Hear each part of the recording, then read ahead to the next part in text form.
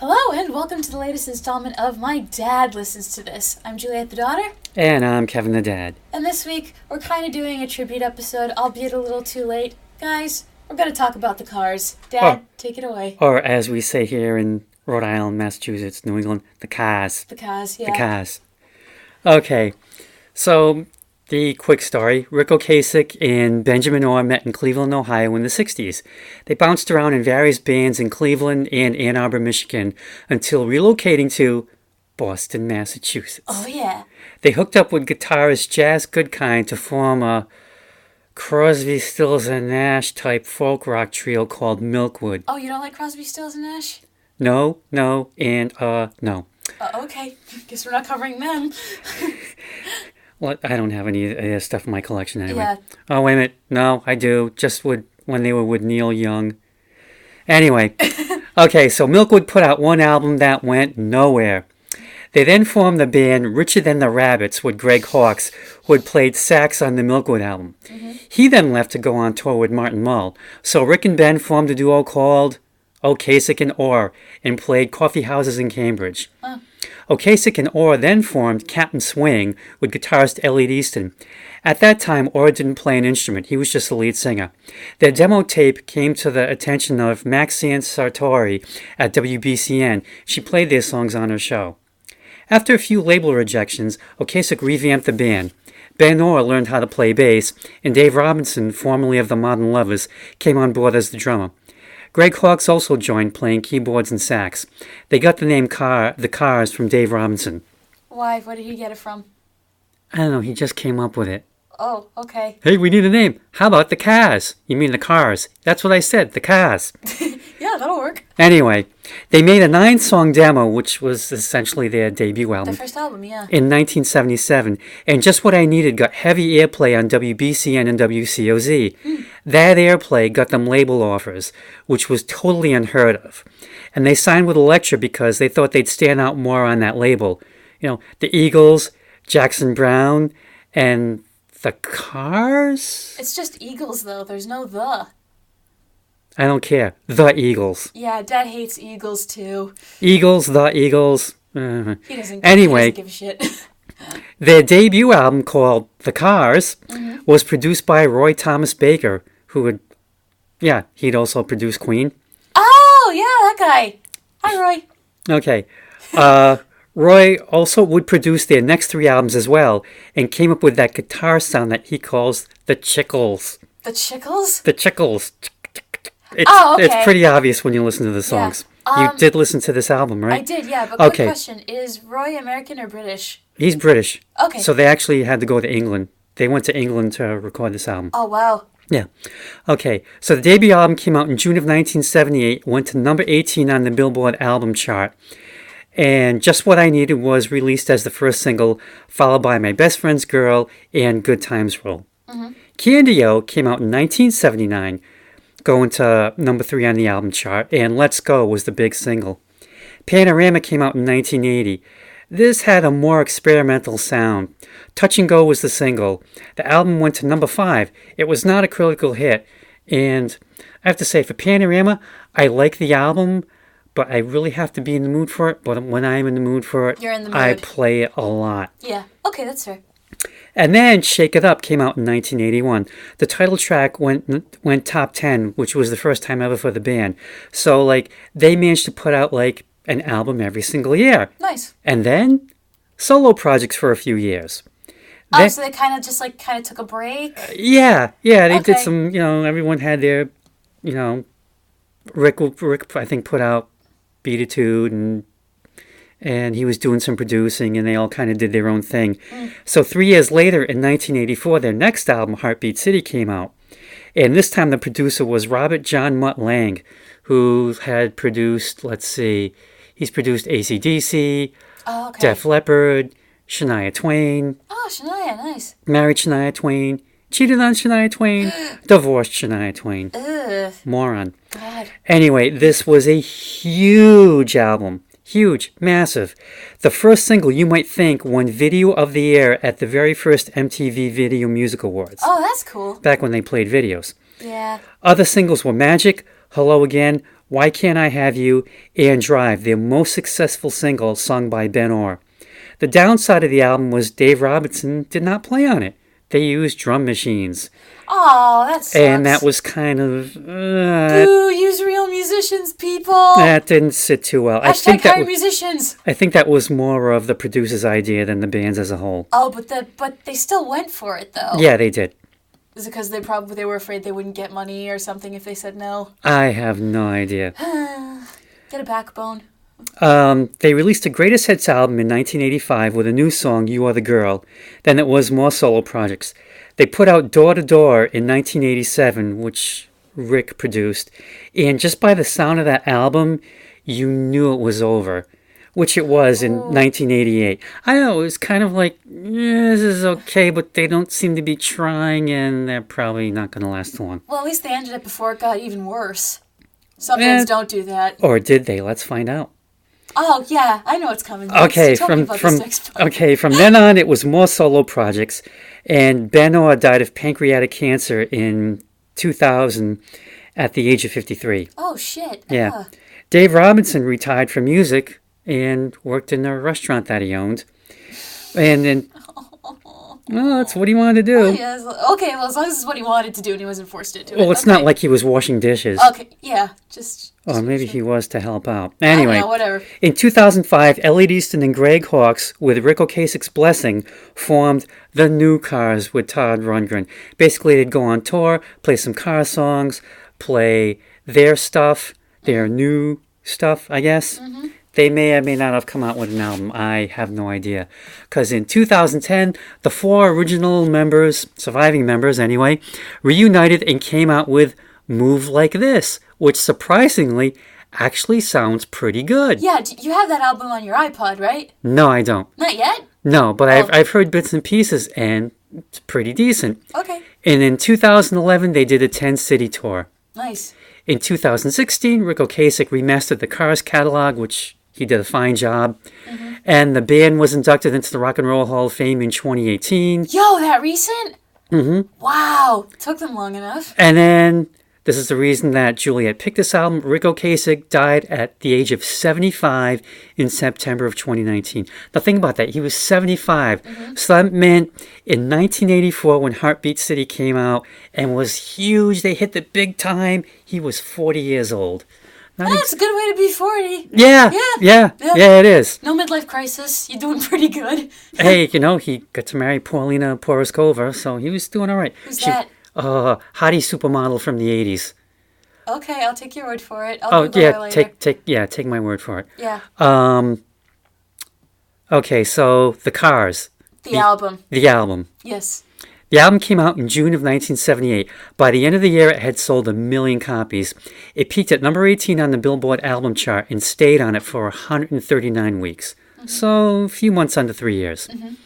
It struck the perfect balance of new wave and rock, thus crossing boundaries, and it probably explains the massive sales.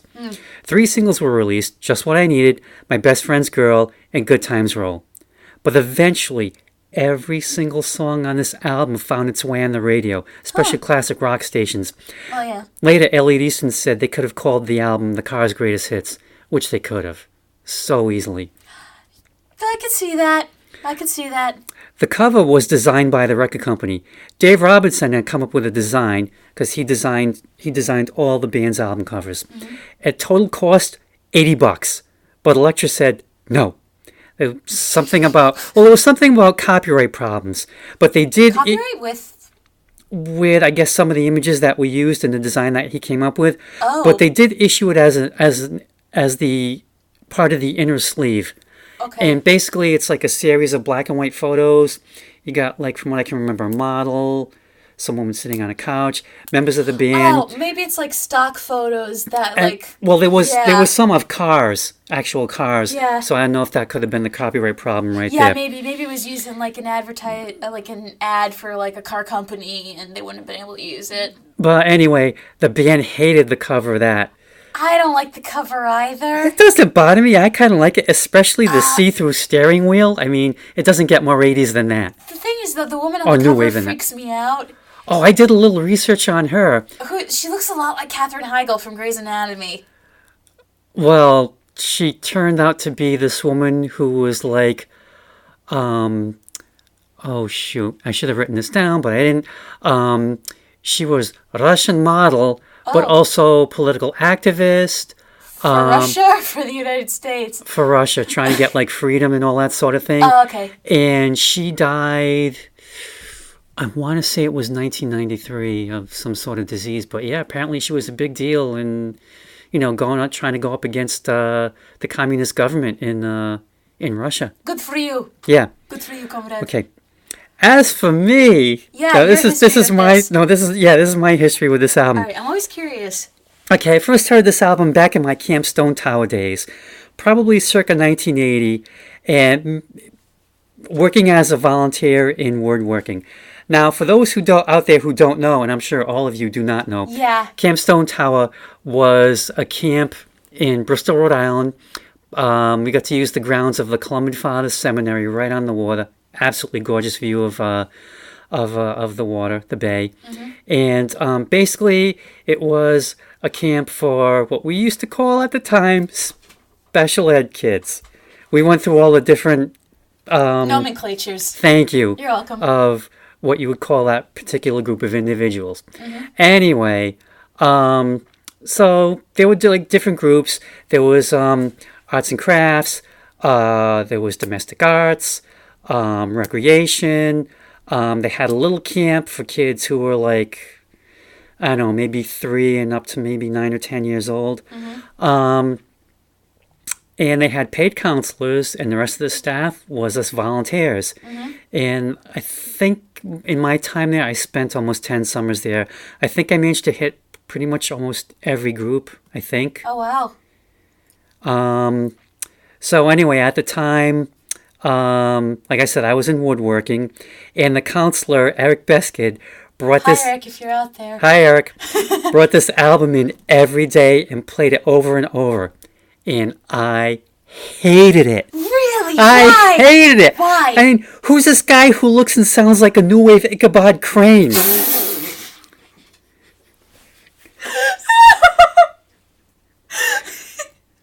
from the Disney cartoon? When you think of Ichabod Crane, my God. The Disney cartoon, your imagination, but I just always thought, you got the Adam's apple sticking out from Now, which member are we talking about here? Rick Ocasek. Okay. Yeah, Rick Ocasek, because, he was like the lead singer for most of the songs, and, Ben Orr would always get like 3 or 4. Mm-hmm.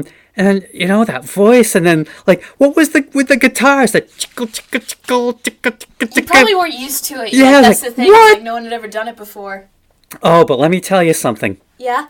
By the end of the summer, it was a different tune, no pun intended. I absolutely loved that album. Or... psychological conditioning. Was I just identifying with my captors? You decide, loyal viewers. No, I really loved it. It was like, okay, either it wore me down, or it just wormed its way into my musical heart, or just something, but I just like... Might be a bit of both. Well, it made me realize, wow, these tunes are really catchy, I get this, but yeah, at first it was just, what is this? But, anyway, this is their only album that I have on the physical CD. The others I borrowed from Greg at work and either uploaded or downloaded into iTunes. I'm not sure which it is. Yep. And, maybe someday I'll get the box. Maybe. You might. I could see you splurging for the box. Yeah. But first, before we jump into the music itself, I've got a little sidebar. The band's name. Yes, the Cars. The Cars. What about it? Not the Mustangs, not even the Corollas, or even better and more appropriately, the DeLoreans. Because prototypes were out in 1976, so they could have called their band the DeLoreans. But nope, it's just the Cars, which is just like very generic. Maybe it's like you could feel like maybe they just wanted to avoid a specific American brand or specific regional brand. That way they weren't promoting it. Yeah, the way they're not promoting it, but that way it's not specific to one area. You could feel like you're listening to their music from your car. It doesn't matter if it's your car in the United States, United Kingdom, or wherever in the world. You can listen to them in your own car. I call them the Yugos. Put it in H. Yeah, I just always thought that was kind of weird that it wasn't specific. It was like the Cars. Maybe it was also a trucks. copyright thing. They didn't want to get sued by the company, and then they'd have to be, tied to that company forever, and maybe do like commercials for them. That probably would have gotten. Yeah, that's a good point. Probably would have gotten boring. That's a good point. Yeah, the Rolls Royces would be. Oh, the Rolls would be a good name for a band. Well, there was a soul act in the 70s, Rose Royce. Rose. Ooh, I like that. They did that song Car Wash. Oh, that's who did it. Cool. Yep. So anyway, let's dive into this album, shall we? Oh yes. Classic song number 1. Good Times Roll. Now, as soon as I read the title, I knew what this song was because I could hear the chorus playing in my head before it started. And I'm assuming that this is the song by the Cars that everyone has heard on the radio at some point. And I like it. The best part is easily the chorus with how the cymbals clash on each word, good times roll. You can feel how steady the tempo is throughout the music. And I realized as I was listening to this, I can dance a combination I learned in ballet class to this song. It's the exact same tempo. The use of the synths in this song adds just the right touch and it isn't overdone. The one thing that surprised me, though, was that the lead singer sounds British with some of his words, even though the Cars is obviously an American band. But maybe this just shows the effect the British invasion had on American rockers. Great song about letting the fun happen no matter where it goes, because the important thing is you were having a good time. And my favorite lyric is, let them brush your rock and roll hair, because it conjures up an image of a wild thing partying on the dance floor, tossing their head around and letting their hair get messy. Were you going to say that, too? That's my favorite line, but I'm coming from a different point of view. Okay. But anyway, I did a little research, and Rick said this is a parody of what good times in rock and roll are. Yeah, he said this isn't supposed to be about a good time. I read that, too. Yeah, I guess it is, but I never thought of it that way, No, it sounds fun. Laissez les bon temps rouler, as the French say. The students. Let the good times roll. Yeah, oh, les élèves, because I'm like... Yeah, and I think the best line also is let them brush your rock and roll hair. Now, I have no idea what rock and roll hair was, but I'm thinking, is it Elvis's? Is it Dylan in 66? Is it the Beatles? No, well, I know this wasn't around the time, but I picture, like, the thick Led Zeppelin hair that all the members had. That was, like, really long and, like, bushy. I guess. Or, like, the This Is Spinal Tap guys with their long hair. That's kind of what I picture. Well, also, it's let them brush your rock and roll hair, not let them comb your rock brush. and roll. Yeah. Brush is more like... You gotta have a lot more work with a brush than the comb. Anyway, I love how this song opens because it just establishes the sound right away because no one had heard a guitar sound like that before. And, like I said earlier, it's this combination, like all the songs are a combination of like rock and new wave, and they just strike that balance so perfectly, like you said, with the keyboards. Yes. But you've also got like the crunchy, guitar riffs going on. Great drumming throughout this album. And dare I say it, Beatlesque harmonies. I was thinking more Queen harmonies. Well, probably because of Roy Thomas Baker, he just took the background vocals and layered them upon layer upon layer upon layer. Kind of like Somebody to Love. Rick Ocasek was like, I don't know, Roy. I don't know if this is really gonna work. And then he got used to the sound and thought, yeah, okay, that sounds pretty good. This guy obviously knows what he's doing. Yeah. But yes, I would go with Beatlesque harmonies. I'll stick with Queen. Okay, it's like if Queen and the Beatles... The Queedles. That post I showed you. Yes, My okay. therapist. The Queedles aren't real. They can't hurt you. And then you see the picture of what the Queedles look like. If you haven't seen this, Google it. I don't find it horrifying, but I'm sure some people would. Next song, My Best Friend's Girl. Uh-oh. First of all, does this guy have no respect for the bro code? I was expecting it to be the narrator is in love with his best friend's girl, but then plot twist, turns out the narrator dated her already. I love the opening guitar lick, but at first I thought they lifted it from the Isley Brothers version of Twist and Shout, but then the other instruments kicked in and layered themselves over on top of the guitar nicely. Also, was Blue Suede Shoes a shout out to was Blue Suede Eyes a shout out to Blue Suede Shoes by Carl Perkins? Yep, you heard that right, Internet. It's not Elvis's song. Still bitter about that. Second, I bet a lot of people thought the name of this song was Here She Comes Again, which I could understand, and I bet it's a common mistake. Lastly, you might think this is weird. I kind of pictured this girl looking like Angela from The Office. Maybe it's just because we've been watching the show lately, but this whole song reminded me of how she was in a love triangle between Andy and Dwight, although Andy and Dwight were never really friends to begin with. But the nuclear boots and drip-dry gloves sounded like this was a girl who could kill, and Angela definitely is, to quote Creed, the office bitch. Well, I think with the nuclear boots and the drip dry gloves, especially the nuclear boots, I mean, it's definitely got that new wave thing going Oh, on. okay. Yeah, again, great harmonies, catchy playing, hooky, and everyone can relate to the subject matter, especially those with the word teen in their age. Yeah. Not anymore. Just passed that by a year. Well, the funny thing is, like when you said about how everyone probably thought the name of the song is "Here She Comes Again." Yeah. Yeah, because when Rick was writing it, he realized, oh yeah, I probably need to come up with some sort of chorus that actually has the title of the song in it. Mm-hmm. So he eventually worked it in. Yeah. But yeah, again, great Beatle-esque harmonies. And Still going with Queen because it has the echo of Queen. The Beatles didn't really use echoes too much. Queen had more of that like operatic choir sound, and I get a bit of that choir sound. Well, the thing with like the way My Best Friend's Girl starts off and the way Just What I Needed starts off, they're both actually similar, and it took me a while to figure out which was which. Mm-hmm. Even when they start, I'm kind of like, okay, which song is this? And then a couple of bars later, it's it's that one. Yeah. Next song, Just What I Needed. Ugh. But why does he need someone to bleed? Does it mean he needs someone who feels things deeply, or does he need a pint of O-negative stat? Okay, I'm gonna say this. Whoever sings Hit Me With Your Best Shot stole the guitar lick that runs through this song because it sounds so similar. I think what I like the most about the Cars so far is they know how to write opening chords to get a listener intrigued as to what's coming next. They also know how to use synths, but I feel like most bands in the 70s overused them. However, the Cars make them part of the musical arrangement and don't let them detract from the song. They take the spotlight at the end with how the sound ripples away, but in a good way. Fun song about how sometimes you just need a distraction from someone and you can have tons of fun. The part that always throws me is when they get to Yeah, I know what you're talking about. Yeah, because it comes in, and I always think I know when it's going to happen, and bam, I get surprised again. You think after all these years, I would at least count, how many measures, yeah, it's going to take before it comes in.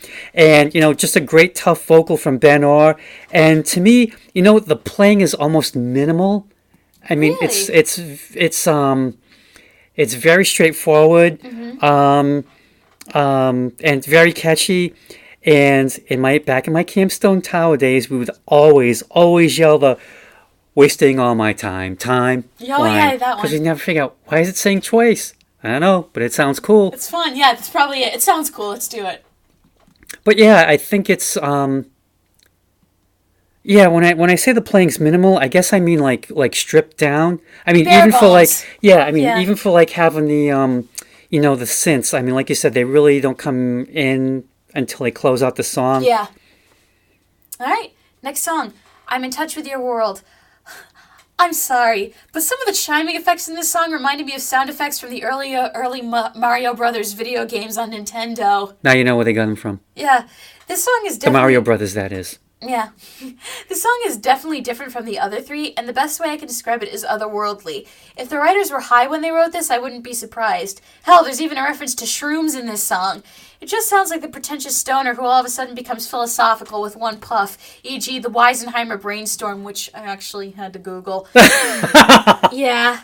I don't hate this song, but it wouldn't be one I download. More like if it's on the radio, I'll listen, but I won't actively seek it out.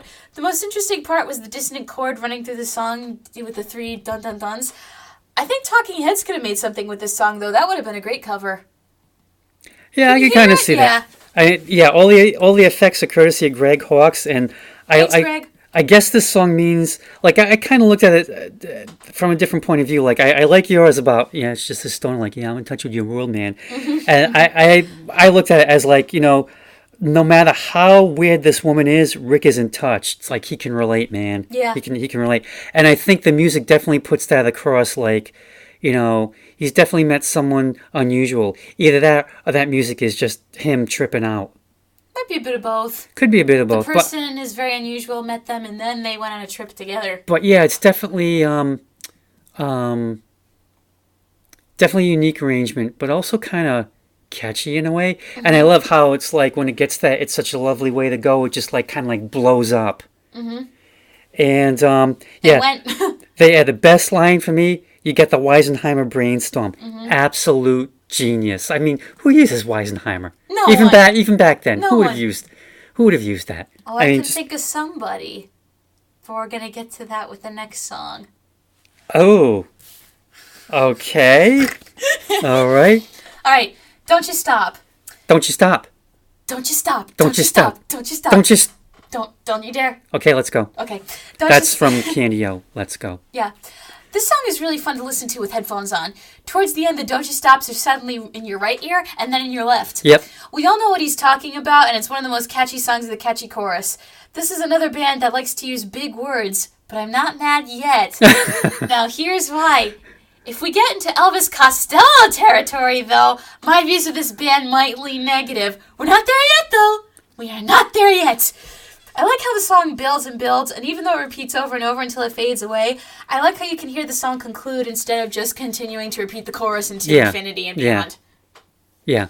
I mean, definitely a high energy song. I would have put this on that list that you needed for your high energy. Oh, yeah, my workout songs. playlist, yeah. I mean, it's in a catchy, easy to remember chorus. Mm-hmm.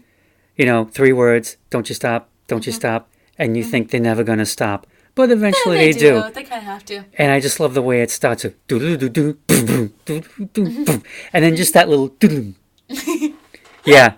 I mean, just, and it's so funny that they picked that one to close out back then, side 1. It's gonna stop. We're gonna stop. Don't you stop. You gotta flip the record over to get to side 2. Yeah, that makes sense. Yeah. You're gonna have to get up out of your seat, walk over to the record player, pick up the record, flip it over, put the record back on the turntable, pick up the needle, put it down on the record. On Spotify, all I had to Close do was click next. Close the cover, go back, sit down, Listen. and maybe by the time that you sit down, the song started. Maybe. Yeah. But yeah, Elvis Costello would have used Weisenheimer if he was... Oh, how shall I put this? If he actually knew what it meant and wasn't too pretentious to pretend he did know what it meant. Yeah, I don't know if Weisenheimer's an American thing. Probably Or maybe not. like some sort of insult from maybe around World War II. What is some Weisenheimer? Oh yeah. Oh, sorry, Bo. Well, it's definitely a German word, so maybe he's German or something and he heard it growing up. I don't know. We're gonna have to do some Weisenheimer research. Yeah. Anyway, What they use? Some Weisenheimer? Weisenheimer. I don't know. All right. Anyway. Next song, You're All I've Got Tonight. I like to call this Office song number 2. This time the song reminded me of Michael and Jan. Michael just wants love and companionship so badly that he's willing to keep seeing Jan even though she makes him do stuff he doesn't want to do. This is a really sad song on one hand. This guy clearly has a bad history with this person, but he is jonesing for a good lay, and damn it, he's going to find someone to bang him. He just does not care. On the other hand, there's something suspenseful about it. When he says he doesn't care what this person does, in my mind that means no boundaries and no safe words. It's dirty, carnal sex. Well, yeah, for some people, that's throwing themselves into the deep end, which you should never do, but it's what this guy wants. Then we get the long instrumental, which I'm assuming is the part where they actually do have sex. A nice touch of the guitarist playing after each lyric, so good job to whoever the lead guitar player is. Elliot Easton. Good job, Elliot. Great song about sleeping with the wrong person and not giving a fuck, except that they did. I don't know. After all these years, I've kind of, when I was really listening to it, I thought, this could be kind of an insult. It's like, yeah, do what you want to me. I don't care because you're all I got tonight. At first, I viewed it as more desperation, like, do what you want to me. I don't care. Because just like, you're all I got tonight. Darn it. Damn it, I just No, want I kind of like it's like, you're all I got tonight. There's probably something better out there, but I just can't be bothered. I'm going to have a burger, not a filet mignon. Oh, but I like to think the catchiness of the song makes up for all of that, right? Right? Yeah, I won't deny it. All these songs are catchy. They are. Yeah. And then it just abruptly ends. Before going into, little sidebar here, what I'd like to call the Ben Orr triptych. What's the start of the triptych? Oh, well, it's the last 3 songs, and Ben Orr sings lead on all 3 of them. Mm-hmm. Okay. So, because the last time we heard from him was on Just What I Needed. Mm-hmm. And I don't know if you must have seen pictures of the band. Ben was the... No, I didn't. Ben... Oh, really? No. Ben was the rock singer stud opposite Rick's geek. I mean, you couldn't believe these 2 guys were in the same band. Kind of like how John Deacon was a bit of the geek and queen. Later, not at first, but but you could also, yeah. Yeah, I can kind of see that. I mean, if you put Ben Orr and Roger Taylor together, you'd swear they were twins. Okay, cool. That's nice. Okay, so song 1 of our triptych. Bye Bye Love. Once again, we're verging into Elvis Costello territory a little bit with Orange Skies and rock and roll and Angel Rock and Rollers, but there's no need to get all fired up just yet. I think this is a good take on the sad romantic breakup song. Guy was ditched by a girl, finds someone he thinks might be different, and then she's not. So he swears off love, but it doesn't sound like he's too mad. He can still screw, and you don't need love to do that. And as always, the opening notes, perfect. Mwah. Yeah! Well, I think the thing with the orangey sky is probably a sunset. Yeah, or like maybe sun rising too from the next morning. Yeah, it could be. Yeah. And my thing is, if you're going to crib a song title from the Everly Brothers, it damn well better be good. What was the song? Bye Bye Love. Which song's better? Don't make me pick. But, I mean, this song is great. I mean, good God, more hooks, harmonies, another great tough vocal from Ben, and it's just, they just know how to grab you with every single song. Mm-hmm. And I think it's, they're two, well, not so secret weapons, but the two of the players, Dave Robinson on drums, Elliot Easton on lead guitar. I mean, they're just both great. They're just both phenomenal. But I don't think this would go into Elvis Costello. No, it doesn't, but those two terms sounded like something he'd say. That's just it. Elvis has scarred me for life. But damn, what a great song. Yeah, what a great song. And then it gets better. Next it gets song, even better. Moving in Stereo. I like to describe this as, if David Bowie wrote a song for the Cars, this would be it.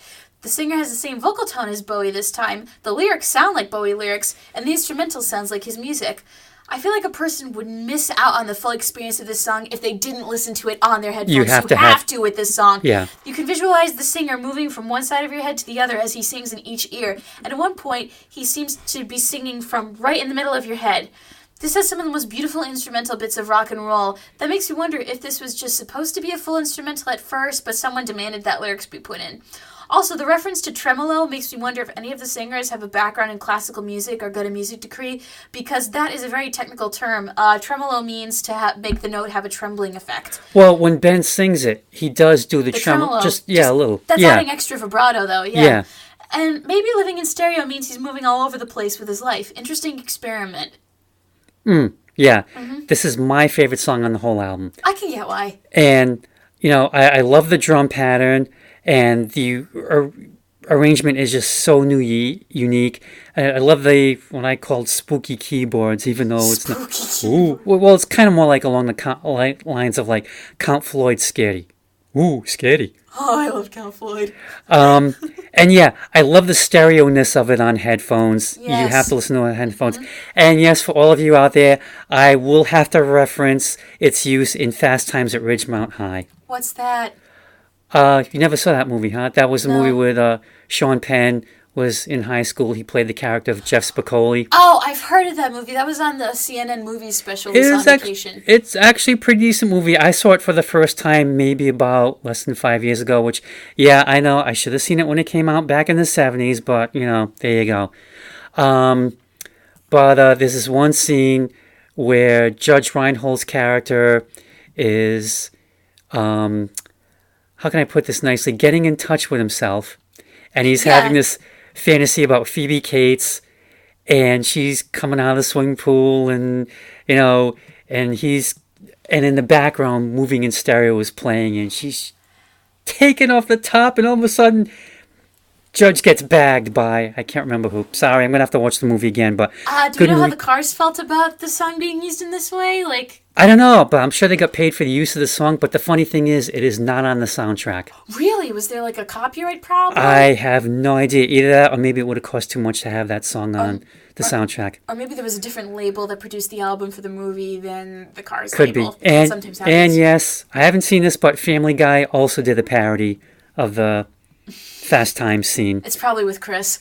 And I have no idea what this song means, but does it even matter? No. Not in this case, no. And I like how the bridge at the end leads into All Mixed Up. I noticed that, yes.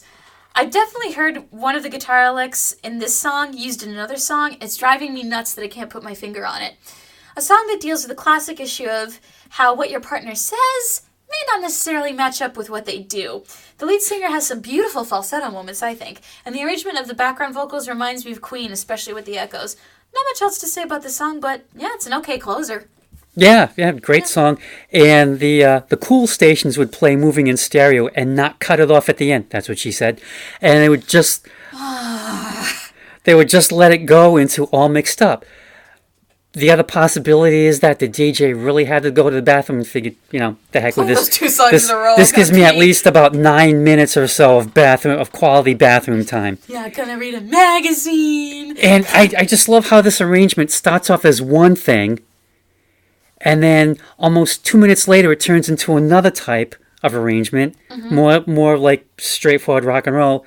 And then at the end, a minute later, it turns into something else.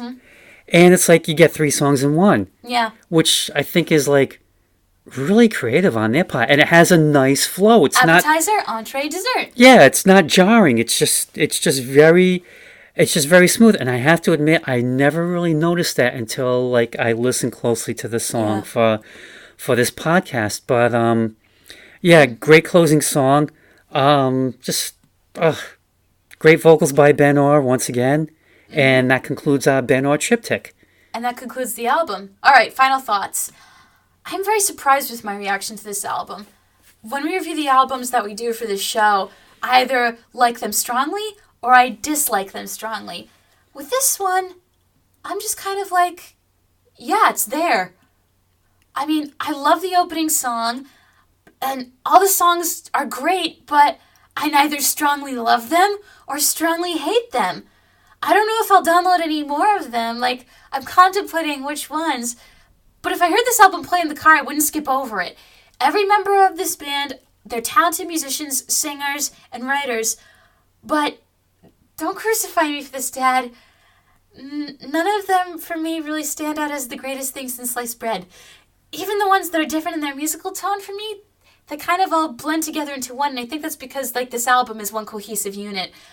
My overall opinion on the Cars, as of now, is undecided, and I think I will wait until I hear these songs more frequently before I make further judgment, but that shouldn't stop you from listening to them, loyal viewer. You might get more of a kick out of the Cars than me. I don't think I can raise my eyebrows any higher, but I'm willing to. I don't know what to think yet. I'm willing to spot you that because, like I said, when it first came out, I thought, "What is this?" Like I said, I'm not thinking, "What is this?" It's like I know what this is. It's like, do I like it though? It's like I don't feel strongly about it one way or the other. I don't want to say I'm nonplussed or neutral, but it's like, all right, I acknowledge it's there, but do I want to find more of it, or do I want to stay in my own musical bubble? It's like I genuinely don't know yet. Well, for me, this is like one of the greatest debut albums ever. Oh, no, it's a great debut album, yeah. I mean, ever. Yeah. I mean, to me, this is like, if you're going to pick, if you're going to get one Cars album, this is just what you needed. I mean, it's just, to me, it's just like an absolutely essential album that you'd have to have in your musical collection. I mean, it's just necessary. I don't know. Well, you can borrow my copy so you don't have to spend money on it. True. And see, the thing about the Cars is like every album after that I like, but I don't love as much as the debut. It's almost kind of like each album had like diminishing returns. Like it didn't like hit me the way that the debut eventually did. Mm-hmm. And I like all the other albums, which I do have. Mm-hmm. I mean, they're catching everything, but there's just something about this debut album where like every song is so perfect and so memorable, and it's just, I don't know, maybe call it too much of a good thing, and maybe that just spoils me for like their other albums, because it's just so perfect. It's just absolutely one of the most perfect albums ever. Mm-hmm. I mean, the other albums can wait, or you can just pick up their complete greatest hits, because that's a solid overview of their career. But the funny thing about Complete Greatest Hits is, I think it's the first 6 or 7 songs are from the debut album. So, you know what? Might as well just go all out, Put the whole album on the greatest hits, and then just continue with all the other songs that you cherry picked from, you know, all the other records. What songs did they leave off? I can't remember, but, Okay. you know, it might have been, I would guess, I'm in Touch with Your World, and maybe Don't You Stop. Those Why are the did only... they leave that one off? I don't know. I'm just guessing. Oh, I'm just guessing. I have no idea. I would have to go look at the listing. Yeah. I'd have to call it up online and look at the listing. But, yeah, I love this album. I know you do. Like I said, first, I hated it. Maybe I've just been brainwashed. Maybe. Could be, you know. I don't know. What do they call it? Stockholm Syndrome? Stockholm Syndrome. Because yeah. it was in like this, you know, the woodworking. We call it the woodworking shed. And it was this shed, not exactly in the middle of nowhere, but it was kind of removed from the rest of the camp area. You've been conditioned to like Wooden it. benches. Nowhere and to run. Nowhere to run. Nowhere to hide. And, you know, They found you. that was all that we had of the outside world, was just the Cars debut album. But then I think he also brought in like a lot of Styx, which never was crazy about. And the thing was, like, the Styx stuff never grew on me the way this Cars album did. So maybe not. Maybe there's something else in there. Yeah. Maybe it's the loyalty to New England in you. Well, I had no idea where they were from at the True, time. true. All right, so as always, thank you for listening to another episode of My Dad Listens to This. If you like this video, please give it a thumbs up. If you dislike it, too bad. We're making more of these anyway. If you want to let us know what you thought, please leave a message in the comments. If you want more videos, please subscribe to our channel, and we upload about every 2 weeks. And if you want to follow us on other social media, I post the episodes on my Facebook and my Twitter. And if you want the episodes from Dad, I can have them email him to you. Because I still live in the 20th century. He's fine. He and social media don't mix, but that's okay. And before we go, loyal viewers, I just want to ask you a question.